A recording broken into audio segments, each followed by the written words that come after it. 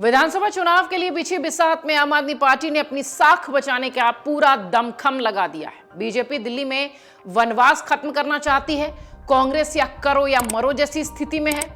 2 चुनावों में 0 पर सिमटी कांग्रेस, 70 में से 8 सीटें जीतने वाली बीजेपी अपने उम्मीदवारों के चयन को लेकर इस बार बहुत फूंक फूंक कर कदम रख रही है। इस बार पार्टियां ऐसा संदेश दे रही हैं कि तीनों पार्टियां जिस हिसाब से चुनावी मैदान में हैं, ऐसा लगता है कि सभी शिकस्त देने के लिए पूरा जोर लगा रही हैं। बीजेपी कांग्रेस ने आम आदमी पार्टी के 3 सबसे बड़े नेताओं के खिलाफ अपने दिग्गज प्रत्याशियों को उतारा है और यह मैसेज दिया है कि दोनों दलों की रणनीति अरविंद केजरीवाल, मनीष सिसोदिया और आतिशी इन सीटों पर सिमट जाएं, ऐसी ही है। कालकाजी में कांग्रेस के प्रत्याशी अलका लांबा और बीजेपी के प्रत्याशी रमेश बिधूड़ी लोगों के बीच पकड़ बनाने में जुट गए। ऐसे में पिछले चुनावों में जीत हासिल करने वाली सीएम आतिशी को इस बार कड़ी टक्कर मिल सकती है। आम आदमी पार्टी और बीजेपी के विरोधी वोटों में बिखराव करने में अगर कांग्रेस कामयाब हो गई तो आतिशी की मुश्किलें इस सीट पर बढ़ जाएंगी। इसी तरह अगर देखिए तो नई दिल्ली का जो क्षेत्र है, नई दिल्ली की जो सीट है, वहां केजरीवाल के सामने कांग्रेस ने संदीप दीक्षित को उतारा है और बीजेपी ने परवेश वर्मा को उतारा है। दोनों नेता घर घर प्रचार करने में जुटे हैं। आपको बता दें कि अन्ना आंदोलन के बाद से जब दिल्ली में चुनाव हुए थे तो दिल्ली विधानसभा चुनाव में आम आदमी पार्टी को 28 सीटें मिली थी। उस वक्त केजरीवाल नई दिल्ली सीट से चुनाव लड़े थे।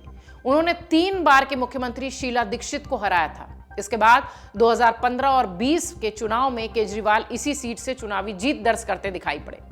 2013 के बाद से अब तक अगर देखिए तो इस सीट पर आम आदमी पार्टी का ही कब्जा है।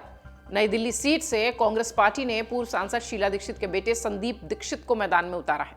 पार्टी को भरोसा है कि संदीप यहां से अरविंद केजरीवाल को कड़ी टक्कर दे पाएंगे। 2 बार लोकसभा सांसद भी वो रह चुके हैं। दूसरी तरफ बीजेपी के प्रवेश वर्मा को हैवीवेट कैंडिडेट मानकर यहां से टिकट दिया गया। हालांकि इस सीट से उनका कोई खास लगाव नहीं रहा है, जिस तरह संदीप दीक्षित का यहां से नाता रहा है, कनेक्शन रहा है। प्रवेश वर्मा को प्रधानमंत्री मोदी और पार्टी की रणनीति पर भरोसा है, शायद इसलिए वो नई दिल्ली के इस सीट से चुनावी रण में है। इधर पड़पड़गंज सीट की बात करें तो वो सीट भी वीवीआईपी हो चुकी है, क्योंकि मनीष सिसोदिया इस सीट को छोड़ चुके हैं और वो जंगपुरा क्षेत्र से हैं। जंगपुरा क्षेत्र में बीजेपी ने पूर्व विधायक सरदार तरविंदर सिंह मारवा को उतारा है और रही कहीं कसर बीजेपी की तरफ से पूरी हो गई है इस सीट को हॉट सीट बनाने की। इस सीट पर मुस्लिम और सिख मतदाताओं की अच्छी आबादी है। कांग्रेस ने सिसोदिया के खिलाफ फरहाद सूरी को उतारा है। मनीष सिसोदिया को इस सीट पर थोड़ी तगड़ी लड़ाई जरूर दिखाई पड़ रही है, क्योंकि मुस्लिम वोटर्स को आधार यहां से मजबूती के तौर पर देखा जा रहा है। कांग्रेस के खेमे में जाता हुआ सिसोदिया के लिए मुश्किल हो सकती है। जंगपुरा की जो सीट है, यहां से तरविंदर सिंह 3 बार विधायक रह चुके हैं। इसके अलावा गांधीनगर सीट से बीजेपी ने पूर्व कांग्रेस के नेता अरविंदर सिंह लवली को मैदान में उतारा है। एक दौर में यह सीट कांग्रेस का गढ़ थी। पड़पड़गंज विधानसभा सीट से बीजेपी ने रविंद्र नेगी को प्रत्याशी बनाया है, तो मनीष सिसोदिया के चुनाव क्षेत्र बदले जाने के कारण पड़पड़गंज की जो स्थिति है, जो सीट है, वो थोड़ी चर्चा में है। यहां से अवध ओझा चुनावी मैदान में है, जो कि शिक्षक के तौर पर, सोशल मीडिया इन्फ्लुएंसर के तौर पर देखने मिलते रहे हैं। अब वो आम आदमी पार्टी के साथ चुनावी मैदान में है और मनीष सिसोदिया की जो सीट हुआ करती थी पड़पड़गंज, वहां से चुनावी मैदान में है। अगले 2-3 दिनों में ही दिल्ली विधानसभा चुनाव की तारीखों का ऐलान हो जाएगा। आम आदमी पार्टी सभी 70 सीटों पर कैंडिडेट घोषित कर चुकी है। कांग्रेस की 3 लिस्ट आ चुकी है, 48 उम्मीदवार हैं। बीजेपी ने 29 उम्मीदवारों के साथ पहली सूची जारी कर दी है। दिल्ली विधानसभा का जो मौजूदा कार्यकाल है, आपको जानकारी दे दें कि वो 23 फरवरी को खत्म हो रहा है, यानी उससे पहले चुनाव और उसकी तारीख और उसके परिणाम सब खत्म हो जाएंगे। चुनाव आयोग जनवरी के दूसरे हफ्ते में ही चुनाव की तारीखों का ऐलान कर सकता है, यानी 1-2 दिन में चर्चा है कि चुनावी घोषणा हो जाएगी। पिछला चुनाव 2020 फरवरी में हुआ था, जिसमें आम आदमी पार्टी ने पूर्ण बहुमत हासिल किया था। 70 में से 62 सीटें जीती थी। लेकिन इस चुनाव में बीजेपी के साथ साथ कांग्रेस भी पूरी जोर लगाती हुई नजर आती है। बीजेपी, कांग्रेस और आम आदमी पार्टी के बीच ही दिल्ली का, राजधानी का चुनाव नजर आता है। बीजेपी की रणनीति बागियों और डबल इंजन सरकार के विकास के मुद्दे पर केंद्रित है।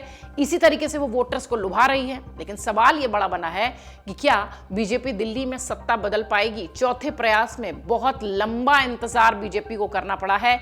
दिल्ली में अपनी सत्ता को वापस लाने के लिए करना पड़ा है से संदर्भ करना पड़ रहा है, यह कहना ज्यादा लाजमी होगा, क्योंकि अभी तक जिस तरीके से बीजेपी की स्थिति नजर आती है, ऐसा लगता है कि वो इस बार चाहती है कि ये जो सत्ता का सुख है दिल्ली में, उसे जो है वो अपने हिस्से में ले, एक जो सूखा है उसे खत्म करे। कांग्रेस करो या मरो जैसी स्थिति में नजर आती है। हालांकि पलड़ा राजनीतिक विश्लेषक आज भी आम आदमी पार्टी का ही मजबूत बताते हैं। 70 में से 62 सीटें जैसे पिछले विधानसभा चुनाव में आई थी। राजनीतिक विश्लेषक ऐसा कहते हैं कि इस बार यह स्थिति नहीं दिखाई पड़ रही है, क्योंकि एंटी इनकम्बेंसी यानी कि सत्ता विरोधी लहर जो है वो आम आदमी पार्टी के लिए बड़ी चुनौती है। और चूंकि कांग्रेस एक तरीके से वोट काटने जैसी स्थिति में नजर आएगी, तो हो सकता हो इसका फायदा कई सारी सीटों पर बीजेपी को भी मिलता नजर आए। बड़ा मुकाबला कांग्रेस, बीजेपी और आम आदमी पार्टी के बीच ही दिखाई पड़ता है। दिल्ली के चुनाव परिणाम बताएंगे कि किसके प्रयोग, किसकी जो टेक्निक थी, किसकी जो रणनीति थी वो काम आई, दिल्ली के वोटर्स किस तरफ गए। लेकिन हां, अभी जो वर्तमान स्थिति है वो ये बताती है कि दिल्ली का चुनाव बहुत दिलचस्प हो रहा है। अमर उजाला जीवांजलि के सारथी की मदद लें और महाकुंभ में स्नान जरूर करें।